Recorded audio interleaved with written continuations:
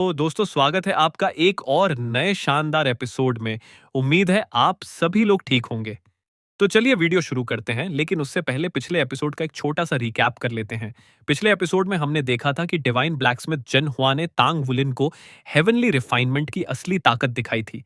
जेन हुआ ने अपने टेरिफाइंग फॉर्जिंग स्किल्स से हेवन एंड अर्थ की पावर को कंट्रोल करके मेटल को एक नई लाइफ देने की कोशिश की। वहीं टांग वुलिन भी इस लेजेंडरी टेक्निक को ध्यान से ऑब्जर्व कर रहा था और समझने की कोशिश कर रहा था कि आखिर फॉरवर्ड बैटल आर्मर इतनी खतरनाक क्यों मानी जाती है। इसके बाद तांग वुलिन ने खुद फोर्जिंग शुरू की और अपने टेरिफाइंग हैमर स्ट्राइक से हैवी सिल्वर को 1000 रिफाइनमेंट तक पहुंचा दिया। हर हैमर ब्लो के साथ उसके अंदर का गोल्डन ड्रैगन किंग पावर जागने लगा और पूरा फॉर्जिंग रूम ड्रैगन रोड से गूंज उठा। फिर उसने स्पिरिट रिफाइनमेंट और सोल रिफाइनमेंट को इतनी परफेक्शन के साथ कंप्लीट किया कि खुद जेन हुआ भी शॉक्ड रह गए। लेकिन असली सरप्राइजेस तब आया जब बिना हेवनली प्लेटफॉर्म एक्टिवेट हुए ही तांग वू लिन ने खुद हेवन एंड अर्थ के एलिमेंट्स को अपनी तरफ खींचना शुरू कर दिया। वाटर, फायर, विंड, अर्थ, यहां तक कि लाइट, डार्कनेस और स्पेस एलिमेंट्स भी उसके आसपास जमा होने लगे।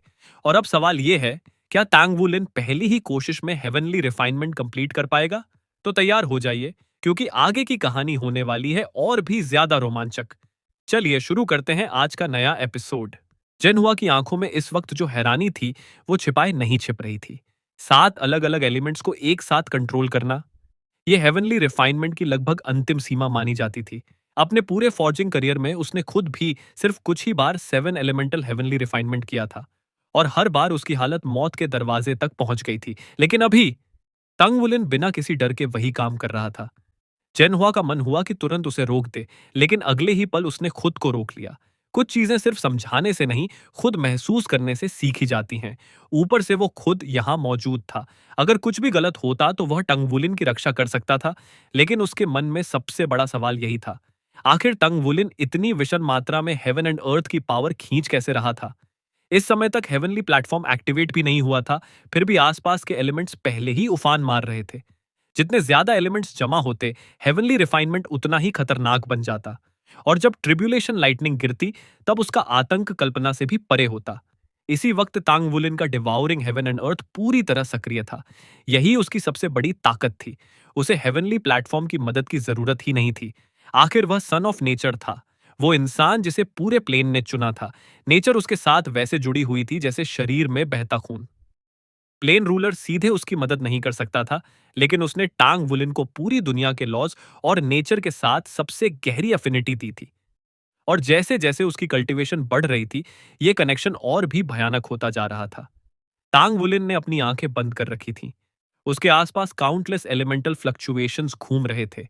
कोमल वाटर एलिमेंट, जलती हुई फायर, हल्की लेकिन तेज विंड, भारी अर्थ, पवित्र लाइट, रहस्यमयी डार्कनेस और अनप्रिडिक्टेबल स्पेस। ये सिर्फ एलिमेंट्स नहीं थे, ये पूरे संसार के मूल नियम थे। दुनिया इन्हीं से बनी थी। सबसे शुद्ध शक्ति, सबसे मूल अस्तित्व। पिछले कुछ वर्षों में टंग वुलिन ने जो अनुभव किए थे, वो किसी साधारण इंसान के लिए कल्पना से बाहर थे। खासकर अपने गॉडली फादर से हुई मुलाकातें, उन अनुभवों ने हेवन एंड अर्थ के लॉस को लेकर उसकी अंडरस्टैंडिंग को पूरी तरह बदल दिया था। अब वो सिर्फ कल्टीवेशन नहीं समझता था, वो इस दुनिया की धड़कन महसूस करने लगा था। धीरे धीरे आसमान और धरती की शक्ति उसके चारों तरफ इकट्ठी होने लगी। लेकिन जेन हुआ की तरह वो सीधे उन पावर्स को मेटल में इंजेक्ट नहीं कर रहा था। नहीं, टांगवुलिन उन सारी एनर्जीज को पहले अपने शरीर में ला रहा था। 7 रंगों वाली रेनबो लाइट उसके शरीर में समा रही थी, लेकिन उसने उसे अब्सॉर्ब नहीं किया। इसके बजाय उसने सारी शक्ति अपने हेवी सिल्वर हैमर्स की तरफ मोड़ दी। कुछ ही पलों में दोनों हथौड़े रेनबो कलर से चमकने लगे। फिर अचानक उसने दोनों हैमर्स को ऊपर उठाया और पूरी ताकत से नीचे गिरा दिया। बूम! पूरा हेवनली प्लेटफॉर्म हल्का कांप उठा। उसी पल soul refined heavy silver rainbow colour में बदल गया। टंग वुलिन ने जेन हुआ वाला तरीका नहीं अपनाया था। उसने अपना खुद का रास्ता चुना था, ऐसा रास्ता जिसे वो बेहतर तरीके से कंट्रोल कर सकता था। हर ब्लैकस्मिथ का हेवनली रिफाइनमेंट अलग होता है, इसलिए टंग वुलिन को भी अपना मार्ग ढूंढना था। और उसका रास्ता था डिवाउरिंग हेवन एंड अर्थ के जरिए हेवन एंड अर्थ की पावर को एब्सॉर्ब करके मेटल में इंजेक्ट करना। असल में यह आइडिया उसे तभी आ गया था जब वो जेन हुआ की हेवनली रिफाइनमेंट देख रहा था। लेकिन सिर्फ सोचने से कुछ नहीं होता, उसे इसे खुद करके साबित करना था। हेवनली रिफाइनमेंट का असली मतलब था हेवन एंड अर्थ के लॉज को समझना, फिर उन लॉज को मेटल के अंदर इंगेव करें, ताकि मेटल को नई लाइफ मिल सके। आसान शब्दों में कहें तो हेवन एंड अर्थ की शक्ति को मेटल में भरना और फिर ट्रिब्यूलेशन लाइटनिंग से उसे सील करना। सुनने में आसान, लेकिन असल में ये ऑलमोस्ट इम्पॉसिबल प्रोसेस था। हेवन एंड अर्थ के लॉस की गहरी अंडरस्टैंडिंग के बिना इसे करना आत्महत्या के बराबर था। लेकिन टांग वुलिन अलग था। सन ऑफ नेचर होने के कारण उसने कंटलेस बार नेचर की असली शक्ति महसूस की थी। ब्लड गॉड अरे का अनुभव, कल्चरेशन के दौरान नेचर से मिला कनेक्शन, ये सब उसके लिए अमूल्य थे। ऊपर से उसका स्पिरिचुअल रेल्म पहले ही स्पिरिट डोमेन तक पहुंच चुका था। एलिमेंट्स के बारे में उसकी अंडरस्टैंडिंग आम लोगों से कई स्तर ऊपर थी। शायद कुछ लिमिट डोलोस भी इतना कर सकते थे, लेकिन कोई भी लिमिट डोलो मास्टर ब्लैकस्मिथ नहीं था। और हेवन एंड अर्थ के साथ उनकी affinity sun on of nature के सामने कुछ भी नहीं थी। टांग वुलन बचपन से फोर्जिंग कर रहा था, हर मेटल की इंटरनल स्ट्रक्चर, उसकी स्पेशल कैरेक्टरिस्टिक्स, यहां तक कि उसकी इमोशंस तक को वो महसूस कर सकता था। इसलिए जैसे ही उसने हेवनली रिफाइनमेंट शुरू किया, उसके मन में पहला विचार आया, ये उतना मुश्किल नहीं है जितना अंकल टीचर ने बताया था। कम से कम अभी तक सब कुछ बेहद स्मूथली हो रहा था। उसने हेवन एंड अर्थ की शक्ति को डिवाउरिंग हेवन एंड अर्थ से खींचा, फिर अपने शरीर के जरिए उन पावर्स को हैमर्स में भेजा।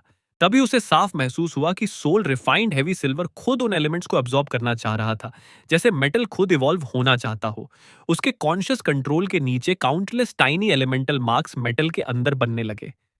वो छोटे छोटे सर्किट्स जैसे दिख रहे थे, और उन्हीं सर्किट्स की वजह से हेवी सिल्वर की इंटरनल स्ट्रक्चर धीरे धीरे बदलने लगी, इवॉल्व होने लगी। तंग वुलिन के दिल में एक्साइटमेंट की लहर दौड़ गई। तो यही है हेवनली रिफाइनमेंट। अब वो सच में समझ पा रहा था कि यह अनुभव कितना अलग था, लेकिन एक्साइटमेंट के बावजूद उसने अपना फोकस बिल्कुल नहीं छोड़ा। धीरे धीरे उसने महसूस किया कि मेटल के अंदर एलिमेंटल मार्क्स सैचुरेशन तक पहुंचने लगे हैं। इसलिए उसने एलिमेंट्स इंजेक्ट करने की स्पीड कम कर दी। उसी समय उसके दिमाग में एक और रियलाइजेशन आया, हर मेटल की एलिमेंटल कैपेसिटी अलग होती है। हेवी सिल्वर वैसे भी अनकॉमन मेटल्स में कंपैरेटिवली ऑर्डिनरी माना जाता था, इसलिए उसकी लिमिट ज्यादा बड़ी नहीं थी। लेकिन समस्या ये थी कि टांग वुलिन ने जितने एलिमेंट्स इकट्ठे किए थे, वो जरूरत से कहीं ज्यादा थे। कुछ पल सोचने के बाद उसने फैसला किया, वो बाकी सारी एलिमेंटल पावर अपने हेवी सिल्वर हैमर्स में स्टोर करेगा। दूर खड़े जेन हुआ की आंखें फैल गईं। पहले forged heavy silver rainbow colour में बदला, और अब उसके हेवी सिल्वर हैमर्स भी वही रंग लेने लगे थे। इसका मतलब साफ था, टांग वुलिन अपने हैमर्स पर भी हेवनली रिफाइनमेंट करने की कोशिश कर रहा था। जन हुआ का चेहरा गुस्से से भर गया। ये लड़का पागल हो गया है क्या? वो कुछ बोलना चाहता था, लेकिन खुद को रोक लिया। हेवनली रिफाइनमेंट के दौरान ब्लैक मैथ को डिस्टर्ब करना बेहद खतरनाक होता है। एक छोटी सी गलती भी सब कुछ खत्म कर सकती थी। लेकिन उसके अंदर शॉक और एंगर दोनों थे। अलग अलग समय पर सोल रिफाइन किए गए मेटल्स चाहे एक ही टाइप के क्यों ना हो, फंडामेंटली अलग होते हैं। फिर भी टांग वुलिन एक साथ अपने हैमर्स और फॉर्ज्ड मेटल दोनों पर हेवनली रिफाइनमेंट करने की कोशिश कर रहा था। यह अलॉय हेवनली रिफाइनमेंट से भी ज्यादा मुश्किल था। लेकिन उसी के साथ जन हुआ के मन में डर भी पैदा हो रहा था, क्योंकि टंग वुलिन ने जितनी हेवन एंड अर्थ पावर इकट्ठी की थी, वो हेवनली प्लेटफॉर्म की मदद से जन हुआ खुद भी मुश्किल से कर पाता। 7 अलग अलग एलिमेंट्स लगातार उसके शरीर में बह रहे थे। फिर भी टांग वुलिन बिल्कुल स्टेबल था। उसके चेहरे पर तकलीफ का नामो निशान नहीं था। यही था सन ऑफ नेचर का असली आतंक। अगर कोई सामान्य इंसान इतनी मात्रा में अलग अलग एलिमेंट्स को अपने शरीर में खींचता, तो या तो उसका कल्टीवेशन डिविएशन में चला जाता, या फिर एलिमेंटल स्टॉर्म ट्रिगर होकर उसका शरीर सीधे एक्सप्लोड हो जाता, सेवेद एक्सप्लोड हो जाता। तंग वुलिन अब पूरी तरह से फॉर्जिंग की दुनिया में डूब चुका था। वो सिर्फ अपने हथौड़ों और उस हेवी सिल्वर को महसूस कर रहा था। लेकिन फर्क ये था कि वो सन ऑफ नेचर था। सारे नेचुरल एलिमेंट्स उसके शरीर में इतनी नरमी से प्रवेश कर रहे थे, मानो खुद प्रकृति उसे चोट नहीं पहुंचाना चाहती हो। इसी वजह से वो अपनी डिवाउरिंग हेवन एंड अर्थ टेक्निक का इस्तेमाल बिना किसी रुकावट के कर पा रहा था। अचानक उस मेटल के अंदर से एक अजीब सी भनभनाहट गूंजने लगी। टांग वुलिन की नजरें तुरंत तेज हो गईं। जैसे ही सारे एलिमेंटल मार्क्स मेटल के अंदर पूरी तरह भर गए, वो एक दूसरे के साथ रेजोनेट करने लगे। ऐसा लग रहा था मानो किसी ने उन्हें अचानक जगा दिया हो। उसी पल एक बेहद रहस्यमयी एनर्जी फ्लक्चुएशन पैदा हुई। तंग वुलिन खुद भी नहीं समझ पाया कि यह कैसी शक्ति थी, लेकिन उसे साफ महसूस हुआ कि आसपास की हवा अचानक बदल गई है। कुछ ही सेकंड में सारे एलिमेंट्स बेकाबू होने लगे, मानो उन्हें किसी ने भयंकर तरीके से उकसाया हो। और फिर आसमान में रेनबो रंगों वाले बादल बनने लगे। ट्रिब्यूलेशन क्लाउड्स आ चुके थे। इस बार के बादल पहले से कहीं ज्यादा विशाल थे। उनका दबाव इतना भयानक था कि सांस लेना तक मुश्किल लग रहा था। पूरा आसमान मानो किसी डिवाइन पनिशमेंट की तैयारी कर रहा हो। लेकिन हैरानी की बात यह थी कि टांग वुलिन बिल्कुल भी घबराया नहीं। उसे जन हुआ की बात याद थी। हेवनली रिफाइनमेंट के दौरान ब्लैक स्मिथ को मेटल के साथ लाइटनिंग ट्रिब्यूलेशन भी झेलनी पड़ती है। यही ट्रिब्यूलेशन किसी मेटल को असली शक्ति देती है। अगर ट्रिब्यूलेशन पार हो जाए तभी इंजेक्टेड एलिमेंटल पावर पूरी तरह स्टेबलाइज होती है। लेकिन ये लाइटनिंग सिर्फ मेटल के लिए फायदेमंद थी, इंसानों के लिए नहीं। एक छोटी सी गलती हमेशा के लिए शरीर को बर्बाद कर सकती थी। रंबल। 3 रेनबो लाइटनिंग बोल्ट्स सीधे आसमान से नीचे गिरे। उनका निशाना था टांग वुलिन के हैमर्स और वो सोल रिफाइंड हेवी सिल्वर। टांग वुलिन ने तुरंत अपनी आर्म सामने लाकर जेंटल सोल पावर से तीनों मेटल्स को प्रोटेक्ट किया। अगले ही पल बिजली आ गिरी। धड़ाम। एक साथ साथ अलग अलग एलिमेंट्स उसके शरीर के अंदर फट पड़े। वाटर और फायर की टक्कर, लाइट और डार्कनेस की भिड़ंत। हर क्लैश से कई गुना ज्यादा विनाशकारी एनर्जी निकल रही थी। टांगवुलिन का पूरा शरीर सुन्न पड़ गया। लाइटनिंग उसकी नसों में दौड़ने लगी। उसके शरीर ने उस शक्ति का एक बड़ा हिस्सा अब्सॉर्ब कर लिया, जबकि बाकी तीनों मेटल्स में चला गया। उसी समय उसके शरीर पर गोल्डन पैटर्न्स चमक उठे। उसने अपना गोल्डन ड्रैगन बॉडी एक्टिवेट कर दिया था। ड्रैगन्स रिपल्स ने लाइटनिंग का ज्यादातर हिस्सा रोक लिया। टांग वुलिन का शरीर कांप उठा, लेकिन अगले ही पल उसका ड्रैगन कोर जोर जोर से धड़कने लगा। स्कॉचिंग ब्लड एसेंस उसके पूरे शरीर में फैल गई। तभी उसे एहसास हुआ कि लाइटनिंग उसकी ब्लड एसेंस को बदल रही है। उसकी आंखें चमक उठी। क्या मैं इस ट्रिब्यूलेशन का इस्तेमाल बॉडी रिफाइनमेंट के लिए भी कर सकता हूं? अगर जेन हुआ उसके दिमाग की ये सोच सुन लेता तो शायद वहीं बेहोश हो जाता, क्योंकि एलिमेंटल ट्राइबुलेशंस को डिवाइन ब्लैकस्मिथ किलर्स कहा जाता था। इतिहास के आधे डिवाइन ब्लैकस्मिथ इन्हीं ट्राइबुलेशंस में मर चुके थे। जेन हुआ खुद बेहद घबराया हुआ था। उसने साफ देखा था कि 3 लाइटनिंग बोल्ट्स एक साथ तांग वुलिन पर गिरे थे। लेकिन उसकी हैरानी की सीमा नहीं रही जब तांग वुलिन सिर्फ हल्का सा कांपा और अगले ही पल ऐसे खड़ा हो गया जैसे कुछ हुआ ही ना हो। पहली वेव पार हो चुकी थी। जनहुआ के अंदर एक्साइटमेंट भर गई। अगर टांग वुलिन 3 ट्रिब्यूलेशन बोल्ट्स एक साथ सह सकता है तो फ्यूचर में वो 4 एलिमेंट्स के साथ हेवनली रिफाइनमेंट जरूर पूरा कर सकता है। अभी का फेलियर सिर्फ एक्सपीरियंस था, लेकिन तभी कुछ ऐसा हुआ जिसकी किसी ने कल्पना भी नहीं की थी। टांग वुलिन के शरीर से अचानक ब्लूइश पर्पल वाइन्स बाहर फूट पड़ी। वो ऐसे फैल रही थीं जैसे कोई फूल अचानक खिल गया हो। हर वाइन के अंदर भयंकर एक्साइटमेंट महसूस हो रही थी। वो सीधे आसमान की तरफ उछल पड़ी। टांग वुलिन खुद डर गया। ये उसकी इन्फर्नल लाइटनिंग वाइन थी, और इस दुनिया में लाइटनिंग से ज्यादा प्यार किसी चीज को नहीं था जितना इस वाइन को था। ऊपर से ये साधारण लाइटनिंग नहीं थी, एलिमेंटल ट्रिब्यूलेशन लाइटनिंग थी, जो कई गुना ज्यादा पावरफुल थी। इन्फर्नल लाइटनिंग वाइन के लिए ये किसी डिवाइन डेलिकेसी से कम नहीं थी। टांग वुलिन ने पहले सोचा था कि शायद वो वाइन का इस्तेमाल थोड़ी लाइटनिंग अब्सॉर्ब करने के लिए करेगा, लेकिन उसने कभी नहीं सोचा था कि वो उसके कंट्रोल के बाहर जाकर खुद आसमान की बिजली पर टूट पड़ेगी। उसके अंदर से तीव्र लालसा महसूस हो रही थी। रंबल। दूसरी वेव नीचे गिरी, लेकिन इस बार इन्फर्नल लाइटनिंग वाइन ने खुद को एक विशाल जाल की तरह फैला दिया और तीनों लाइटनिंग बोल्ट्स को पकड़ लिया। अगले ही पल सारी वाइन्स रेनबो रंग में चमकने लगी। टांग वुलिन घबरा गया। अरे, थोड़ा हेवी सिल्वर के लिए भी छोड़ो। इन्फर्नल लाइटनिंग वाइन ने मानो नाराज होकर बॉडी हिलाई, फिर रिलेक्टेंटली 3 कमजोर रेनबो बोल्ट्स निकालकर मेटल्स पर गिराए। अब तांगवुलिन पहली वेव का अनुभव ले चुका था। उसने तुरंत वाइन्स को कंट्रोल करके लाइटनिंग की शक्ति मॉडरेट की ताकि वो मेटल्स को स्ट्रेंथन करे, लेकिन डिस्ट्रॉय ना करे। दूसरी तरफ जनहुआ पूरी तरह स्टंड रह गया। उसने जिंदगी में कभी किसी को ट्रिब्यूलेशन लाइटनिंग कंट्रोल करते नहीं देखा था। उसकी नजरें उन ब्लूइश पर्पल वाइन्स पर टिक गईं। ये निश्चित रूप से पहले वाली ब्लू सिल्वर एम्परर वाइन्स नहीं थीं। उनमें अब भयंकर लाइटनिंग पावर भरी हुई थी। जनहुआ सिर्फ निगल कर रह गया। वो समझ ही नहीं पा रहा था कि उसके सामने आखिर हो क्या रहा है।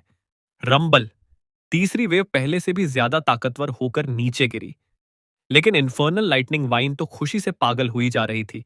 वो मानो इस रेनबो लाइटनिंग फीस्ट का आनंद ले रही थी। तंग वुलिन को साफ महसूस हुआ कि उसकी ब्लू सिल्वर एम्परर फिर से म्यूटेट हो रही है। इन्फेनल लाइटनिंग वाइन के फ्यूजन के बाद उसका मार्शल सोल धीरे धीरे बदल रहा था। पहले उसकी ब्लू सिल्वर एम्परर एक कंट्रोल सिस्टम मार्शल सोल थी, लेकिन अब शायद फ्यूचर में वो असॉल्ट सिस्टम मार्शल सोल बन जाए। आसमान लगातार गरज रहा था। हर नई लाइटनिंग वेव पिछली से ज्यादा शक्तिशाली हो रही थी। रेनबो लाइटनिंग जेन हुआ की 4 कलर्ड लाइटनिंग से कहीं ज्यादा डरावनी थी। और तभी टांग वुलिन ने महसूस किया, उसके तीनों सोल रिफाइंड मेटल्स डर से कांप रहे थे। तंग वुलिन अचानक एक गहरी समझ तक पहुंच गया। उसे महसूस हुआ कि हेवी सिल्वर के साथ हेवनली रिफाइनमेंट पूरा करना इतना आसान नहीं था। भले ही वह सोल रिफाइनमेंट से गुजर चुका था, लेकिन उसकी अपनी सीमा थी। ट्रिब्यूलेशन लाइटनिंग का दबाव इतना भयानक था कि हेवी सिल्वर जैसे मेटल के लिए उसे सहना बेहद कठिन हो जाता था। तभी टांग वुलिन को समझ आया कि आखिर जेन हुआ ने दो अलग अलग मेटल्स को मिलाकर एलाय बनाने की कोशिश क्यों की थी। वह सिर्फ ताकत बढ़ाने के लिए नहीं था, बल्कि मेटल्स की लाइटनिंग सहने की क्षमता को भी ध्यान में रखा गया था। यही तो असली एक्सपीरियंस था। हालांकि जेन हुआ ने उसे बहुत कुछ सिखाया था, लेकिन कई बातें जानबूझकर नहीं बताई थी, क्योंकि कुछ चीजें सिर्फ खुद अनुभव करके ही सीखी जा सकती थी। और आज और सप्ताह बुबा की सापी इस हेवनली रिफाइनमेंट के दौरान तांग वू लिन ने ऐसी कई बातें सीख ली थीं जो शायद सालों की ट्रेनिंग के बाद भी समझ नहीं आती। अगर उसके पास इन्फर्नल लाइटनिंग वाइन ना होती, तो शायद वह इन तीनों मेटल्स को बचा ही नहीं पाता। ट्रिब्यूलेशन लाइटनिंग इतनी खतरनाक थी कि आखिरी कुछ लाइटनिंग बोल्ट्स शायद उसके खुद के शरीर को भी चीर कर रखते थे। लेकिन इन्फर्नल लाइटनिंग वाइन इस कॉन्टिनेंट की सबसे खतरनाक लाइटनिंग डिवाउरर थी। हर लाइटनिंग बोल्ट को निगलने के बाद उसके अंदर खुशी की भावना और बढ़ जाती थी। ऐसा लग रहा था जैसे वह लालच में पूरी ट्रिब्यूलेशन लाइटनिंग खुद ही खा जाना चाहती हो, और बड़ी मुश्किल से उन 3 पीसेस ऑफ मेटल के लिए थोड़ा लाइटनिंग छोड़ रही थी। टंग वुलिन का शरीर अभी भी सुन्न था, लेकिन यह एहसास उसके अपने शरीर का नहीं, बल्कि इन्फर्नल लाइटनिंग वाइन का था। उसकी एक्साइटमेंट लगातार टंग वुलिन के ब्लड एसेंस को और ज्यादा उफान पर ला रही थी। तभी उसके मन में अचानक एक अजीब विचार आया। क्या मैंने गलती से कोई नई बॉडी रिफाइनमेंट मेथड खोज ली? यह तरीका शायद किसी और के काम ना आए, लेकिन उसके लिए तो यह किसी ट्रेजर से कम नहीं था। दर्द भी था, खतरा भी था, लेकिन फायदा बेहद बड़ा। उसी समय 7वीं थंडर क्लैप गूंजी। पूरा हेवनली प्लेटफॉर्म रेनबो रंगों से भर गया। ऐसा लग रहा था जैसे सातों एलिमेंट्स पागलों की तरह तांडव कर रहे हों। आसमान का डोम भी रेनबो लाइट से चमकने लगा। ब्राइट सिटी के ब्लैकस्मिथ एसोसिएशन के आसपास मौजूद हर इंसान ने देखा कि भवन के ऊपर विशाल रेनबो क्लाउड्स जमा हो चुके थे। ब्राइट सिटी के सेंट्रल एरिया में एक ऊंची इमारत के ऊपर दो मिडिल एज्ड आदमी खड़े थे। उनमें से एक ने रेनबो आसमान को देखकर गहरी सांस ली। क्या डिवाइन ब्लैकस्मिथ जेन हुआ फिर से हेवनली रिफाइनमेंट कर रहे हैं? लगता है एक और डिवाइन ग्रेड मेटल बनने वाला है।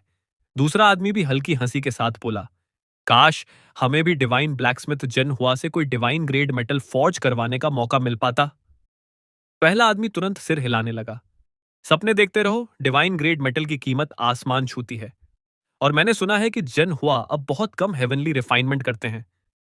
उम्र बढ़ने के साथ इसका शरीर पर असर बहुत भयानक होता है। पूरे प्लैनेट पर सिर्फ वही एक डिवाइन ब्लैकस्मिथ है। मैं तो यही चाहूंगा कि वह कम से कम हेवनली रिफाइनमेंट करें। अगर कॉन्टिनेंट ने अपना इकलौता डिवाइन ब्लैकस्मिथ खो दिया, तो शायद आने वाले कई सालों तक दूसरा कोई ना मिले। दूसरा आदमी धीरे से बोला, सही कह रहे हो। 30 साल से ज्यादा हो गए उन्हें डिवाइन ब्लैकस्मिथ बने हुए, लेकिन अभी तक कोई दूसरा नहीं आया। क्या सच में यह लेवल इतना मुश्किल है? पहला आदमी हंस पड़ा। तुम खुद 9th रैंक मेचा मेकर हो। तुम्हें तो सबसे बेहतर पता होना चाहिए कि पीक तक पहुंचना कितना कठिन है। हेवनली रिफाइनमेंट 9th रैंक मेका मेकर बनने से कम 10 गुना ज्यादा मुश्किल है। सिर्फ कल्टीवेशन काफी नहीं होती। टैलेंट, एक्सपीरियंस, अंडरस्टैंडिंग, सब कुछ चाहिए। लेकिन मैंने सुना है कि कुछ साल पहले ब्लैकस्मिथ एसोसिएशन में एक यंग जीनियस आया था। इतिहास का सबसे कम उम्र का सेंट ब्लैकस्मिथ। शायद वही भविष्य का डिवाइन ब्लैकस्मिथ बने। दूसरा आदमी उम्मीद भरी आवाज में बोला, काश ऐसा हो जाए, वरना जैन हुआ की उम्र को देखते हुए शायद हम जिंदगी में कभी फॉरवर्ड बैटल आर्मर ना पा सकें। पहला आदमी कड़वी हंसी हंसा। मुझे तो यह भी नहीं पता कि हम हाइपर डोलुओ बन पाएंगे या नहीं। उससे पहले फॉरवर्ड बैटल आर्मर के सपने देखना बेकार है। उधर हेवनली प्लेटफॉर्म पर रेनबो लाइट चमक रही थी। अचानक तीनों पीसेस ऑफ मेटल पिघलकर लिक्विड में बदल गए और धीरे धीरे हवा में तैरते हुए टंग वुलिन के हाथों में आकर रुक गए। वो पूरी तरह वेटलेस महसूस हो रहे थे, जैसे हाथों में कोई मेटल नहीं बल्कि एनर्जी हो। टांग वुलिन कुछ सेकंड तक बस उन्हें देखता रह गया। वह सफल हो चुका था। न जेन हुआ ने सोचा था, न खुद टांग वुलिन ने, कि वह पहली कोशिश में हेवनली रिफाइनमेंट पूरा कर लेगा। क्योंकि किसी ने सफलता की उम्मीद ही नहीं की थी, इसलिए टंग वुलिन फाइनल मोल्डिंग स्टेप करना भूल गया था। लेकिन फिर भी ये तीनों हेवी सिल्वर अब असली डिवाइन ग्रेड मेटल्स बन चुके थे। उनमें सातों एलिमेंट्स की पावर समा चुकी थी। अब यह साधारण हेवी सिल्वर नहीं थे। जेन हुआ भी कुछ पल तक स्तब्ध रह गया, फिर धीरे से बुदबुदाया, शायद ये इतिहास के सबसे शक्तिशाली हेवी सिल्वर हैं। इन्हें नाम दो। हर डिवाइन ग्रेड मेटल का अपना नाम होता था और नाम देने का अधिकार उसी डिवाइन ब्लैकस्मिथ को मिलता था जिसने उसे बनाया हो। टैंगवुलिन मुस्कुराया। तो फिर इसका नाम होगा रेनबो हेवी सिल्वर। जनहुआ हंस पड़ा। आलसी लड़के, नाम रखने में भी मेहनत नहीं करनी थी क्या? चलो, रेनबो हैवी सिल्वर ही सही। फिर उसका चेहरा गंभीर हो गया। लेकिन तुमने फाइनल मोल्डिंग स्टेप नहीं किया। अब बहुत देर हो चुकी है। हेवनली रिफाइनमेंट खत्म होने के उसी पल मोल्डिंग करनी होती है। अगली बार यह गलती मत करना। मोल्डिंग सिर्फ शेप देने के लिए नहीं होती, उससे मेटल का एनर्जी प्रोफाइल भी तय होता है। वह आगे बोला, मान लो कोई स्ट्रेंथ टाइप सोल मास्टर है तो डिवाइन ग्रेड मेटल को उसी हिसाब से मोल्ड किया जाएगा ताकि उसकी ताकत और बढ़ सके। इसके लिए बहुत एक्सपीरियंस और तैयारी चाहिए। हालांकि यह रेनबो हैवी सिल्वर पूरी तरह बेकार नहीं है। यह उन सोल मास्टर्स के लिए बहुत उपयोगी होगा जो कई एलिमेंट्स को कंट्रोल कर सकते हैं। असल में फॉरवर्ड बैटल आर्मर बनाने के लिए नया आर्मर फोर्स नहीं किया जाता था। एग्जिस्टिंग 3 वर्ड बैटल आर्मर में सूटेबल डिवाइन ग्रेड मेटल्स को फ्यूज किया जाता था। उसके बाद फिर से कोर सर्किट्स कर्व करके फाइनल 4 वर्ड बैटल आर्मर पूरा किया जाता था। यही वजह थी कि 4 वर्ड बैटल आर्मर इतने दुर्लभ थे। डिवाइन ग्रेड मेटल बनाना ही पहाड़ जैसा कठिन था। ऊपर से कोर सर्किट्स कर्व करने में भी इमेंस मेंटल और फिजिकल एनर्जी खर्च होती थी। टंगवुलिन अपने हाथ में रेनबो हैवी सिल्वर को बेहद खुशी से देख रहा था। शायद वह इतिहास का पहला ब्लैकस्मिथ था जिसने पहली कोशिश में हेवनली रिफाइनमेंट सफलतापूर्वक पूरा कर लिया। लेकिन उसके मन में घमंड नहीं था। उसे बस सच में महसूस हो रहा था कि हेवनली रिफाइनमेंट उसके लिए उतनी कठिन नहीं थी। क्यों? क्योंकि प्लेन खुद उसे ब्लेस कर रही थी। तभी अचानक उसके दिमाग में एक विचार कौन था। उसने तुरंत जेन हुआ की तरफ देखा। अंकल टीचर, इसका मतलब मैं अब डिवाइन ब्लैकस्मिथ बन गया हूं? जैन हुआ कुछ पल के लिए चुप रह गया, क्योंकि नियमों के अनुसार जो भी पहली बार हेवनली रिफाइनमेंट सफलतापूर्वक पूरा कर ले वही डिवाइन ब्लैकस्मिथ कहलाता था। और टांग वुलिन यह कर चुका था, इतिहास का सबसे कम उम्र का डिवाइन ब्लैकस्मिथ। अचानक जन हुआ जोर से हंस पड़ा। उसकी हंसी में खुशी साफ झलक रही थी। इतने सालों बाद शायद वह पहली बार इतना खुश था। खुद डिवाइन ब्लैकस्मिथ बनना उसके जीवन का सबसे बड़ा सम्मान था। लेकिन अपने हाथों से एक और डिवाइन ब्लैकस्मिथ तैयार करना उससे भी बड़ा सम्मान था। कुछ देर बाद उसकी हंसी धीरे धीरे शांत हुई। फिर उसने टांग वुलिन को घूरते हुए कहा, टेक्निकली तुम डिवाइन ब्लैकस्मिथ हो, लेकिन मेरी नजर में अभी नहीं। टांग वुलिन चौंक गया। क्या? जनहुआ के चेहरे पर चालाक मुस्कान आ गई। तुमने मोल्डिंग पूरा नहीं किया जब तक तुम खुद मोल्डिंग सीखकर 10 डिवाइन ग्रेड मेटल्स फॉर्ज नहीं कर लेते, या फिर पूरे 4 वर्ड बैटल आर्मर के लिए जरूरी मेटल्स तैयार नहीं कर लेते, तब तक तुम मेरे दिल में डिवाइन ब्लैकस्मिथ नहीं हो। तांग वुलिन की आंखें फटी रह गईं। ये चीटिंग है। लेकिन जन हुआ तुरंत गंभीर बन गया। चीटिंग? मैं तुम्हारे भले के लिए स्टैंडर्ड्स ऊंचे रख रहा हूं। क्या तुम्हें लगता है कि एक बार लकी होकर सक्सेसफुल होने से कोई असली डिवाइन ब्लैकस्मिथ बन जाता है? पहले अपने लिए फॉरवर्ड बैटल आर्मर फॉर्ज करो। हालांकि तुम अभी हाइपरडुलो नहीं हो, लेकिन तुम्हारा शरीर शायद फॉरवर्ड बैटल आर्मर संभाल सकता है। तंग वुलिन पूरी तरह स्पीचलेस हो गया। अगर फॉरवर्ड बैटल आर्मर बनाना इतना आसान होता तो जेन हुआ अपनी पूरी जिंदगी में सिर्फ 10 सूट्स ही क्यों बना पाते? जेन हुआ ने हाथ पीछे बांधे और चलते हुए कहा, आज के लिए बस इतना काफी है, वापस जाकर आराम करो। हर हेवनली रिफाइनमेंट के बाद अच्छे से रिव्यू करना कि तुमने क्या सीखा। और सुनो, जब तक हेवनली रिफाइनमेंट 10 बार पूरा नहीं कर लेते, कहीं जाने की मत सोचना। इतना कहकर वह सीधे वहां से चला गया, जबकि टंग वुलिन वहीं खड़ा अपने हाथों में चमकते रेनबो हेवी सिल्वर को देखता रह गया। शायद आज से उसकी जिंदगी सच में बदल चुकी थी। टंग वुलिन हैरानी से जनहुआ की जाती हुई पीठ को देखता रह गया। अभी कुछ देर पहले तक तो उन्होंने कहा था कि अगर वह एक बार सफलतापूर्वक हेवनली रिफाइनमेंट कर लेगा तो उसे जाने दिया जाएगा। लेकिन अब अचानक बात बदलकर 10 बार पर पहुंच गई थी। यह कैसा भरोसा था, कैसी इंटीग्रिटी थी। लेकिन अगले ही पल उसके चेहरे पर मुस्कान आ गई। आखिर उसने पहली बार में ही सफलता हासिल कर ली थी।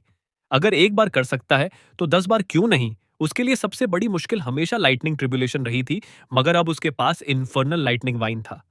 वह भयानक ट्रिब्यूलेशन लाइटनिंग जिसे बाकी लोग मौत समझते थे, वही अब उसके लिए ताकत बन चुकी थी।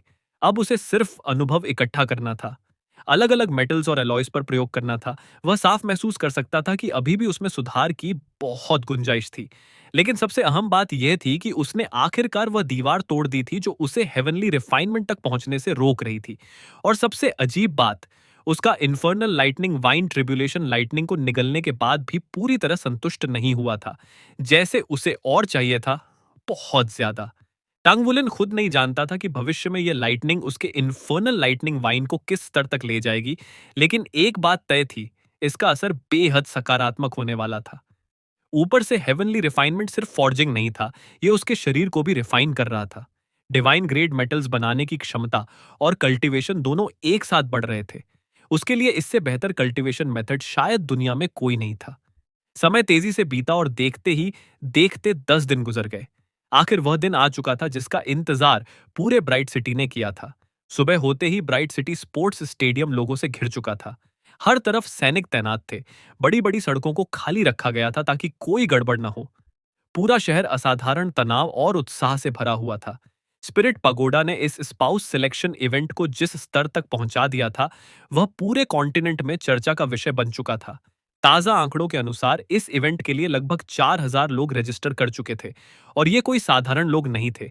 ये सभी soul emperors, soul sages, soul Douluos, यहां तक कि टाइटल डूलोस थे। डूलो कॉन्टिनेंट के असली एलिट्स, सबसे ताकतवर सोल मास्टर्स। लेकिन असली विस्फोट तब हुआ जब स्पिरिट पगोडा ने 3 दिन पहले घोषणा की कि सिल्वर ड्रैगन प्रिंसेस गु युवेना के डाउरी के रूप में एक lakh year old soul spirit दिया जाएगा। बस यही वह खबर थी जिसने पूरे सोल मास्टर वर्ल्ड को पागल बना दिया। हर कोई उफान में आ गया। कौन ऐसा खजाना छोड़ सकता था? आमतौर पर सोल एम्परर बनने वाले लोग 25 साल से ऊपर के होते थे और 25 से 50 की उम्र वाले ही कॉन्टिनेंट की असली मुख्य शक्ति माने जाते थे। अब सोचो, ऐसे हजारों एक्सपर्ट्स एक ही जगह इकट्ठा होने वाले थे। यहां तक कि कुछ लोगों ने मजाक में कहा था, अगर इस स्टेडियम पर गॉडस्लेयर मिसाइल गिर जाए तो फेडरेशन की आधी टॉप टीयर शक्ति खत्म हो जाएगी।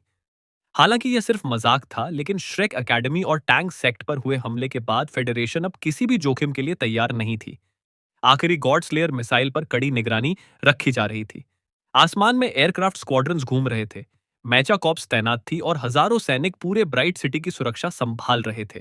ब्राइट सिटी पहले ही कॉन्टिनेंट का सबसे ज्यादा आबादी वाला शहर था, लेकिन आज इसकी सिक्योरिटी भी सबसे खतरनाक स्तर पर पहुंच चुकी थी। हर पार्टिसिपेंट को एक इलेक्ट्रॉनिक कार्ड दिया गया था जिसमें उसकी पूरी पहचान मौजूद थी। स्टेडियम दर्शकों से खचाखच भरा हुआ था। स्पिरिट पगोडा ने इस इवेंट को सफल बनाने के लिए पैसा पानी की तरह बहाया था। यहां तक कि उन्होंने सेना को भी भारी रकम डोनेट की थी जो लॉ एंड ऑर्डर संभाल रही थी। सच कहें तो स्पिरिट पगोडा ने अपनी पब्लिक इमेज बदलने में कमाल कर दिया था। पहले लोग उन्हें घमंडी और दूर समझते थे, लेकिन अब उनका नया मोट्टो था, सोल मास्टर्स के लिए, सोल मास्टर्स द्वारा। वे खुद को हर सोल मास्टर का घर बता रहे थे। इस इवेंट और शानदार प्राइजेस ने उनकी रेप्यूटेशन को आसमान तक पहुंचा दिया था। पुरानी सारी नेगेटिव खबरें जैसे इस चमक में दब गई थीं। इतने बड़े स्केल की वजह से सिर्फ शुरुआती सिलेक्शन प्रोसेस ही 7 दिन का रखा गया था। हर दिन 5 से 600 लोगों की एग्जामिनेशन होने वाली थी। स्टेडियम के बीचों बीच विशाल सोल डिवाइसेस लगाए गए थे और चारों तरफ लगे 36 बड़े स्क्रीन्स हर पल का लाइव ब्रॉडकास्ट दिखाने वाले थे।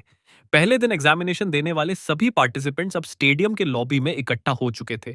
किसी को नहीं पता था कि टेस्ट क्या होने वाला है, इसलिए पहले दिन वालों को थोड़ा डिसएडवांटेज माना जा रहा था, लेकिन स्पिरिट पगोडा का दावा था कि फेयरनेस पर कोई असर नहीं पड़ेगा। अचानक इलेक्ट्रॉनिक गेट से एक हैंडसम युवक आत्मविश्वास से चलता हुआ अंदर आया। स्क्रीन पर उसका नाम चमका, Yu Longyue, blue lightning tyrant dragon clan. Line में खड़े बाकी सोल मास्टर्स तुरंत चौंक गए। ब्लू लाइटनिंग टायरेंट ड्रैगन, यह एक टॉप टीयर मार्शल सोल था और सामने खड़ा यह युवक 30 साल से भी कम उम्र का लग रहा था। अगर वह सच में उस क्लैन से था तो उसकी कल्चरेशन बेहद खतरनाक होनी चाहिए थी, लेकिन असलियत क्या थी? वह कोई और नहीं बल्कि टंग वुलिन था। यह आइडेंटिटी टंग सेक्ट ने उसके लिए तैयार की थी।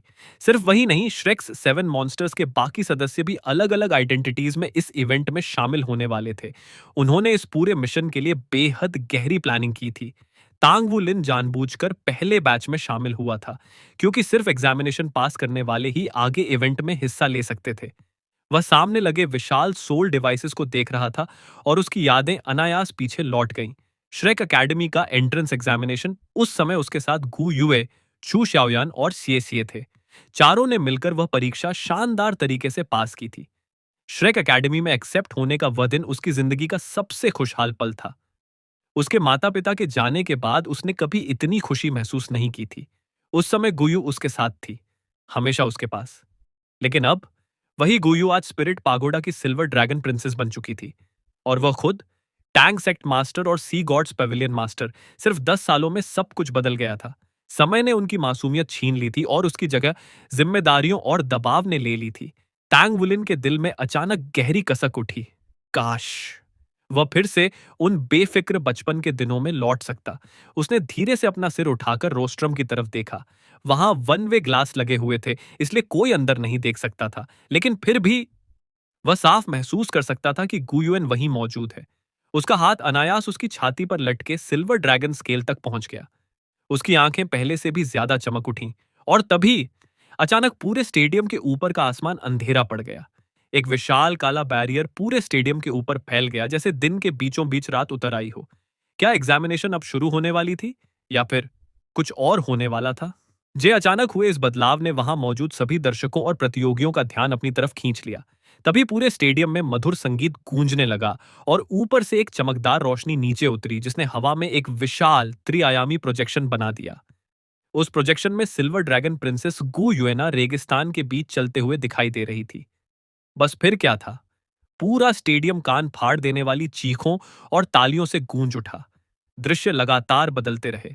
फिर वह पल आया जब गु युएना घाटी से उड़कर आसमान में उठी और उस भयानक आग के गोले से टकराई। उसी क्षण दर्शकों का उत्साह अपने चरम पर पहुंच गया। ऐसा लग रहा था जैसे पूरा स्टेडियम फट पड़ेगा। तभी एक मधुर पुरुष आवाज पूरे मैदान में गूंजी, ब्राइट सिटी स्पोर्ट्स स्टेडियम में आपका स्वागत है। उसी समय नॉइस रिडक्शन सोल टूल्स भी सक्रिय हो गए, जिससे स्टेडियम का शोर थोड़ा कम हुआ। आवाज फिर सुनाई दी, मुझे यकीन है कि आप सभी यहां एक ही उद्देश्य लेकर आए हैं, अंतिम पुरस्कार जीतने के लिए। तो बिना समय बर्बाद किए आइए जोरदार तालियों के साथ स्वागत करें इस इवेंट की सबसे चमकदार स्टार, सिल्वर ड्रैगन प्रिंसेस गु युएना का। एक बार फिर पूरा मैदान चीखों और तालियों से गूंज उठा। यहां तक कि नॉइस रिडक्शन उपकरण भी उस शोर को दबाने में संघर्ष कर रहे थे। वहां मौजूद हर इंसान सिर्फ एक चीज देखना चाहता था, असली गु युएना। आज तक किसी प्रतियोगिता में इतने शक्तिशाली सोल मास्टर्स एक साथ नहीं जुटे थे, लेकिन स्पिरिट पगोडा ने यह असंभव काम कर दिखाया था। तभी रोस्ट्रम से चांदी जैसी रोशनी आसमान की ओर उठी। अगले ही पल लोगों ने विशाल सिल्वर ड्रैगन विंग्स देखी। ऊपर से एक प्रकाश की किरण नीचे उतरी और उसके बीच खड़ी थी गु युएना। उसने चमकदार सिल्वर ड्रेस पहन रखी थी, जो उसके लंबे चांदी जैसे बालों के साथ इतनी खूबसूरती से मेल खा रही थी कि वह किसी स्वर्गीय देवी जैसी लग रही थी। उसकी बड़ी बैंगनी आंखें बड़ी स्क्रीन पर साफ दिखाई दे रही थीं, और सबसे हैरानी की बात, असल जिंदगी में वह तस्वीरों और वीडियो से भी कहीं ज्यादा खूबसूरत थी। यही थी असली सिल्वर ड्रैगन प्रिंसेस। अजीब बात यह थी कि कुछ ही क्षणों में पूरा स्टेडियम शांत हो गया। ऐसा लग रहा था जैसे सभी ने बिना बोले एक दूसरे से समझौता कर लिया हो। हर कोई बस उसकी आवाज सुनना चाहता था।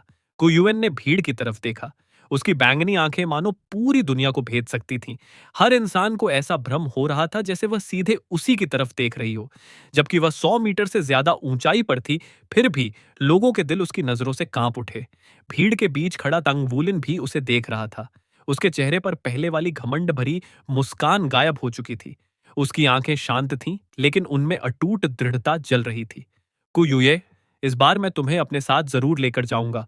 कोई भी मुझे रोक नहीं पाएगा। तभी गुदु युवेना की शांत और मधुर आवाज पूरे स्टेडियम में गूंजी। सभी को नमस्कार, मैं गुयुना हूं। उसकी आवाज में ज्यादा भावनाएं नहीं थीं, फिर भी उसमें एक अजीब आकर्षण था। ऐसा लग रहा था जैसे हर इंसान उसके पास उड़कर पहुंच जाना चाहता हो। इस स्पाउस सिलेक्शन इवेंट में आपका स्वागत है। मैं फाइनल में आपका इंतजार करूंगी। बस इतना कहकर उसने नीचे प्रतियोगियों की तरफ हल्का सा झुककर अभिवादन किया, और अगले ही पल सिल्वर लाइट की चमक में गायब हो गई। उसका भाषण बेहद छोटा था। ना कोई जोशीली बातें, ना कोई भावनात्मक उकसावा, लेकिन सिर्फ इन कुछ शब्दों ने पूरे स्टेडियम का खून खौला दिया। हर किसी के दिल में उसके लिए अलग अलग भावनाएं उमड़ रही थीं। कुछ लोग उसे जीतकर अपना बनाना चाहते थे, कुछ उसकी पूजा करने जैसा सम्मान महसूस कर रहे थे। लेकिन एक भावना सबके अंदर समान थी। हर कोई उसे बचाना चाहता था, उसकी रक्षा करना चाहता था। इस समय तक गुयुएन वापस रोस्ट्रम पर लौट चुकी थी। सबसे बीच वाली सीट पर स्पिरिट पागोडा के चेयरमैन क्वांग डोंगफेंग बैठे थे, जबकि उनके दोनों तरफ चांगू जांगतिंग और गु युएना बैठे थे। जैसे ही गु युएना बैठी, चांगू जांगतिंग तुरंत अपने दादा के पास से झुककर उसकी तरफ आया और बोला, तुम आज बेहद खूबसूरत लग रही हो नाना, बिल्कुल किसी क्वीन जैसी। उसकी आंखों में तीव्र लालसा साफ दिखाई दे रही थी। ऐसा लग रहा था जैसे वह उसे पूरी तरह अपना बना लेना चाहता हो। गु युएना मुस्कुराई और शांत स्वर में बोली, आप मेरी बहुत ज्यादा तारीफ कर रहे हैं। लेकिन क्युआंग जांगटिंग तुरंत बोला, नहीं, मेरे शब्द तुम्हारी खूबसूरती को बयान ही नहीं कर सकते। खैर, अब परीक्षाएं शुरू होने वाली हैं, इसलिए मुझे नीचे जाना होगा। लेकिन याद रखना, मैं तुम्हें अपनी पत्नी जरूर बनाऊंगा। यह सुनकर गु युएन ने हल्के से सिर झुका लिया और उसके चेहरे पर शर्म जैसी हल्की लाली उभर आई। यह देखकर चियांग झांगटिंग के दिल की आग और भड़क उठी। वह तुरंत खड़ा हुआ, अपने दादा को प्रणाम किया और नीचे चला गया। आखिर उसे भी इस इवेंट के नियमों का पालन करना था ताकि स्पिरिट पगोडा पर चीटिंग का आरोप ना लगे। लेकिन अफसोस, ना क्युआंग जांगटिंग और ना ही क्युआंग डोंगफेंग यह देख पाए कि सिर झुकाते ही गु युएना की आंखों में कितनी बर्फ जैसी ठंडी चमक उभर आई थी। चांगू डोंगफेंग मुस्कुराते हुए बोले, नाना, क्या तुम इस इवेंट से खुश हो? गु युएना ने सिर हिलाया। हाँ, बहुत ज्यादा। चांगू डोंगफेंग ने आगे पूछा, क्या तुम सच में अपनी नई रिसर्च का परिणाम इनाम के रूप में देने वाली हो? अगर ऐसा किया तो तुम्हें मिलने वाला हिस्सा काफी कम हो जाएगा। गु युएना हल्के से मुस्कुराई। इतना सब अपने लिए रखकर क्या फायदा? स्पिरिट पगोडा में मुझे किसी चीज की कमी नहीं है। यहाँ इतने बेहतरीन युवा सोल मास्टर्स आए हैं। ये हमारे नए प्रोडक्ट का प्रचार करने के लिए सबसे अच्छा मंच है। जो भी इसे इस्तेमाल करेगा वह इसका आदी हो जाएगा। और इसकी सबसे बड़ी खासियत इसकी सस्टेनेबिलिटी है। वह थोड़ी रुकी, फिर बोली, इसके अलावा इससे पूरे सोल मास्टर वर्ल्ड को फायदा होगा। जब सभी लोग हमारे स्पिरिट असेंशन लिक्विड के आदी हो जाएंगे, तब भविष्य में वे और ज्यादा स्पिरिट पगोडा पर निर्भर हो जाएंगे। भले ही सोल टेक्नोलॉजी की तरक्की से सोल मास्टर्स की स्थिति पर असर पड़ा हो, लेकिन असली ताकत आज भी सोल मास्टर्स ही हैं। इसलिए अगर हमें भविष्य में बड़ा फायदा चाहिए, तो हमें अभी उनमें निवेश करना होगा। यह सुनकर क्वांग डोंगफिंग जोर से हंस पड़े। हा हा हा, बहुत बढ़िया कहा नाना, तुम मेरी उम्मीदों से भी तेजी से आगे बढ़ रही हो। बिल्कुल सही कहा तुमने। हम वही करेंगे जैसा तुम चाहती हो और इस इवेंट के सारे रिवॉर्ड्स हेडक्वार्टर्स की तरफ से दिए जाएंगे, इसलिए तुम्हारे हिस्से में कोई कमी नहीं आएगी। उनकी आंखों में खुशी साफ झलक रही थी। इस इवेंट के बाद मैं ब्लैकस्मिथ एसोसिएशन जाऊंगा और चाहे जितनी कीमत चुकानी पड़े, डिवाइन ब्लैकस्मिथ जेन हुआ से तुम दोनों के लिए फॉरवर्ड बैटल आर्मर तैयार करवाऊंगा। गुयुएना तुरंत बोली, चेयरमैन, आपकी कृपा के लिए धन्यवाद। चांगू दोंगफिंग मुस्कुराए।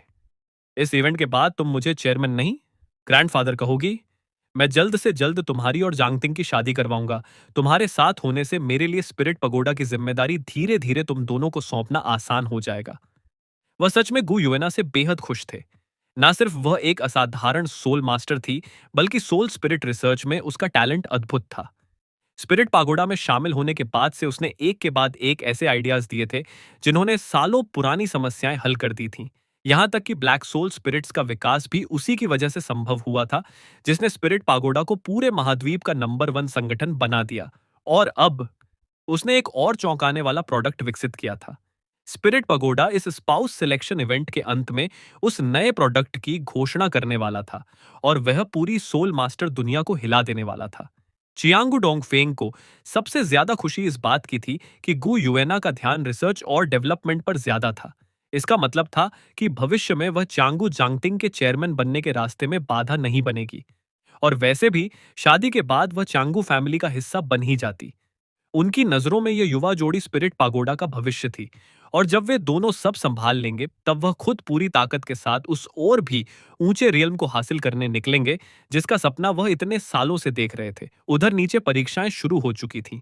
सभी प्रतिभागियों को वर्कर्स ने व्यवस्थित समूहों में बांट दिया और उन्हें स्टेडियम के एक किनारे लगे विशाल सोल टूल की तरफ ले जाया गया। तभी लाउडस्पीकर से एक और आवाज गूंजी, सभी प्रतिभागी ध्यान दें। आपको पहले दिए गए इलेक्ट्रॉनिक कार्ड्स में आपके एग्जामिनेशन रिजल्ट्स रिकॉर्ड किए जाएंगे। हर परीक्षा के बाद आपको स्कोर दिया जाएगा। जिनका कुल स्कोर 60 से ज्यादा होगा, वही एलिमिनेशन मैचेस में पहुंच पाएंगे। कुल 10 परीक्षाएं होंगी और पहली परीक्षा है soul power examination. Soul power testing devices आमतौर पर हर जगह मिल जाते थे, लेकिन इतना विशाल उपकरण बहुत कम देखने को मिलता था। इसका फायदा यह था कि यह बेहद तेज और सटीक परिणाम देता था। पहला सोल मास्टर आगे बढ़ा और उस मशीन पर खड़ा हो गया। तुरंत सफेद रोशनी की एक बैरियर ने उसके पूरे शरीर को घेर लिया। करीब 3 सेकंड बाद रोशनी गायब हो गई और उसे नीचे उतरने का संकेत दिया गया। उसके इलेक्ट्रॉनिक कार्ड में उसकी सोल पावर रैंक रिकॉर्ड हो चुकी थी, लेकिन बाकी प्रतियोगियों को उसके परिणाम के बारे में कुछ भी पता नहीं चलने वाला था। लेकिन असली सवाल यह है क्या तांग वुलेन इस डेंजरस कंपटीशन में सभी को पीछे छोड़ पाएगा? और क्या गु युएना सच में चांगू जांगतिंग से शादी करने वाली है? या उसके मन में कोई और सीक्रेट प्लान छुपा हुआ है? जानने के लिए जुड़े रहिए अगले धमाकेदार एपिसोड के साथ। अगर वीडियो पसंद आए तो लाइक, शेयर और चैनल को सब्सक्राइब करना बिल्कुल मत भूलिएगा।